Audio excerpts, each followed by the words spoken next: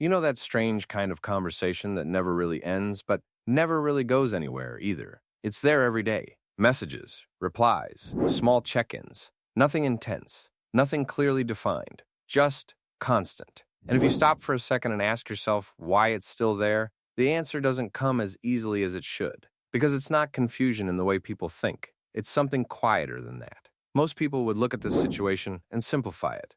They'd say you're leading someone on, or that you're afraid of commitment, or that you just don't know what you want. But people who are actually inside this pattern know it doesn't feel that simple. There's no clear intention to hurt anyone, no obvious manipulation, just a connection that somehow never gets questioned out loud. But at some point, a question starts forming anyway, usually late at night or in the middle of a normal conversation. Why am I still talking to this person when I'm not even sure how I feel? And that's where things get uncomfortable. Because the honest answer isn't always something you can say out loud. There's a pattern some psychologists have quietly observed for years, a kind of emotional behavior that doesn't look dramatic from the outside, but carries a lot of weight internally. Even thinkers like Carl Jung hinted at this idea in different ways. The idea that people don't just form connections out of love, but sometimes out of what those connections protect them from.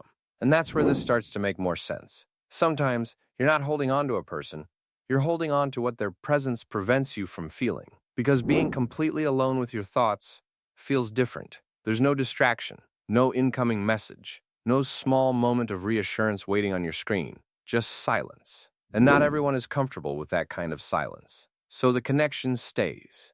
Not because it's exactly what you want, but because it's easier than having nothing at all. And you can see it in small, almost invisible behaviors, like replying quickly, but not really feeling anything while doing it. Or continuing a conversation even when it feels repetitive, just so it doesn't end. Or noticing that if they stopped texting first, you probably wouldn't chase the conversation the same way. Sometimes you even catch yourself reading their message and taking a moment before replying, not because you're busy, but because you're trying to feel something that doesn't come naturally. These moments don't look important on the surface, but they reveal something deeper. Because when someone genuinely feels right, you don't usually have to search for the feeling. It shows up on its own, and yet the connection continues, which creates a strange contradiction. You're still there, but not fully. There's also something else happening underneath all of this, something that doesn't get talked about much. Time. When you've been talking to someone for a long time, the connection starts to feel heavier, not because of love, but because of history. Conversations, memories,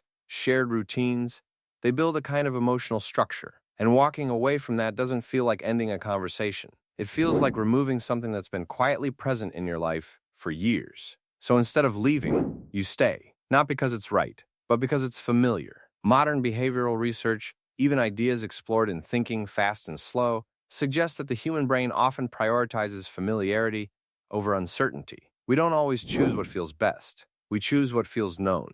And this is where another layer appears. One that most people don't admit. Sometimes, there's a part of you that knows. If something better came along, this connection wouldn't feel as important. And that realization creates a quiet kind of guilt. Because now, it's not just about confusion anymore. It's about awareness. You start noticing things like continuing the conversation, even though you don't see a future. Avoiding deeper topics, because you don't want to make things more real. Or feeling a subtle sense of relief when the conversation naturally slows down. And at the same time, you don't fully walk away either, because leaving would require clarity, and clarity forces decisions. So instead, the connection stays in this undefined space, not fully honest, but not completely false either. If you've ever noticed yourself doing this, you're definitely not alone. And if you enjoy exploring these quiet patterns of human psychology, subscribing to the channel helps more people discover these insights. There's also a softer side to this pattern, one that often gets misunderstood. Sometimes, it's not just about comfort or habit. It's about not wanting to hurt someone who has been consistently there. When someone shows up for you every day, cares about you, and stays, it creates a kind of emotional responsibility, even if that responsibility was never agreed upon. And walking away from that can feel like you're doing something wrong, even if staying doesn't feel completely right. So you stay a little longer, reply a little more, continue something that feels almost meaningful, but not quite. This is where people often confuse kindness with connection, or consistency with compatibility. But they're not the same thing. And deep down, most people in this situation can feel that difference. They just don't always act on it immediately. Because this pattern isn't about being a bad person. It's about being in a space where your emotions haven't fully caught up with your reality. You're not fully invested, but you're not fully detached either. And that in-between space can last much longer than people expect. But here's the part that's rarely considered. Staying in something uncertain doesn't just affect you. It quietly shapes the other person's reality too. Because while you're unsure, they might be slowly becoming more certain. And that creates an imbalance that isn't always visible at first. But over time, it becomes heavier, not through arguments or conflict, but through expectations that were never clearly addressed. And this is the paradox at the center of it all. You're staying to avoid hurting someone, but the longer you stay without clarity, the more that hurt quietly grows. Not because of anything dramatic, but because of time. Time has a way of turning uncertainty into something that feels real, even when it never fully was. And maybe the most honest way to look at this is simple. Sometimes, people don't stay because they're in love. They stay because leaving requires a kind of certainty they don't feel ready to face yet. And that doesn't make them wrong. It makes them human. Because the mind doesn't always move in clean decisions. Sometimes it lingers. Sometimes it delays. Sometimes it holds on to something, just a little longer than it should, not out of intention, but out of hesitation. And maybe that's the real insight here. This pattern isn't about love or the lack of it. It's about what happens when comfort, habit, and uncertainty all exist at the same time.